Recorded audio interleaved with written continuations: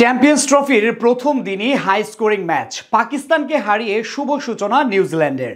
বিপরীতে নিজেদের মাটিতে হোঁচট খেল বাবর আজম, মোহাম্মদ রিজওয়ানরা। দুর্দান্ত ব্যাটিং করে ওয়ান ম্যান আর্মি হতে পারেননি খুশদিল শাহ। বিপরীতে এক ইনিংসে 2 সেঞ্চুরি করেন কিউই ব্যাটাররা।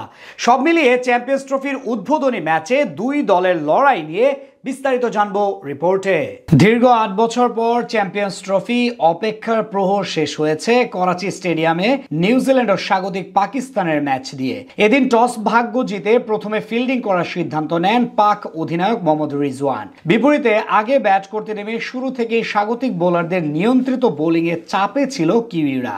যদিও পাকিস্তানের পক্ষে প্রথম ব্রেক থ্রু আসে ম্যাচের 8ম ওভারে। মিস্ট্রি স্পিনার আবরার আহমেদের ফুল লেংথের আর্ম ডেলিভারিতে ডিরেক্ট বোল্ড হয়ে 17 বলে 10 রান করে সাজ করে ফিরেন ডেভন কনওয়ে। 3 নম্বরে নেমে এদিন সুবিধা করতে পারেননি কেইন উইলিয়ামসন। ওয়ানডে ফরম্যাটে প্রায় 5 বছর এবং 35 ইনিংস পর সিঙ্গেল ডিজিটে আউট হয়ে ফেরত যান এই ডানহাতি। তাকে আউট করেন নাসিম শাহ। পরপর 2 ব্যাটার বিদায় নিলে ড্যারেল মিচেলকে নিয়ে ইনিংসের হাল ধরার চেষ্টা করেন ওপেনার উইল ইয়ং। কিন্তু 17তম ওভারে হারিস রাউফের বলে মিড অনে ক্যাচ দিয়ে প্যাভিলিয়নের পথ ধরেন মিচেল। তার ব্যাট থেকে আসে 10 রান। 20 ওভারের আগেই 3 উইকেট হারানো নিউজিল্যান্ডের হাল ধরেন উইল ইয়ং ও অভিজ্ঞ টম লেথাম। দুজন মিলে শুধু প্রতিরোধী করেননি, সময়ের সাথে সাথে তুলোধুনো করতে থাকেন পাকিস্তানি বোলারদের। 35তম ওভারে ক্যারিয়ারের 4র্থ সেঞ্চুরি তুলে নেন উইল ইয়ং। শেষ পর্যন্ত তাকে ফিরিয়ে 118 রানের জুটি ভাঙেন নাসিম শাহ।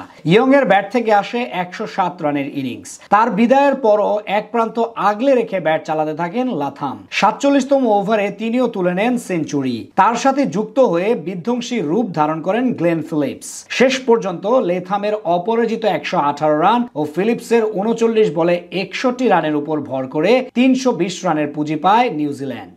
জবাব দিতে নেমে শুরুটা একদমই মন মতো হয়নি পাকিস্তানের। তরুণ ওপেনার সৌদ শাকিল বিদায় নেন ইনিংসের 4র্থ ওভারে। মাত্র 6 রানে তাকে ফেরান উইল ওরর্ক। এদিন ব্যাট হাতে দায়িত্ব নিতে পারেননি অধিনায়ক মোহাম্মদ রিজওয়ান। মাত্র 3 রান করেই সাজ ঘরে ফিরেন তিনি। যে আউটের পিছনে অবশ্য বড় ভূমিকা ছিল বল তালুবন্দি করা গ্লেন ফিলিপসের। পাখির মতো উড়ে ক্যাচ নেন তিনি।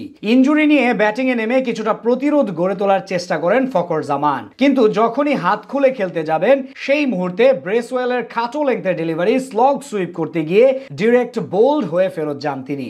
স্রোতের বিপরীতে ধীর গতিতে আগাতে থাকেন ওপেনার বাবর আজম। যদিও তার ইনিংসটা স্বস্তির চেয়ে বেশি বিরক্ত করেছিল সমর্থকদের। শেষ পর্যন্ত 90 বলে মাত্র 61 রান করে তিনিও ফেরত যান প্যাভিলিয়নে। মাঝে অবশ্য সালমান আলী আঘা করে যান 28 বলে 42 রান। তবে ততক্ষণে ম্যাচ থেকে প্রায় ছিটকে যাওয়া শুরু করে স্বাগতিকরা।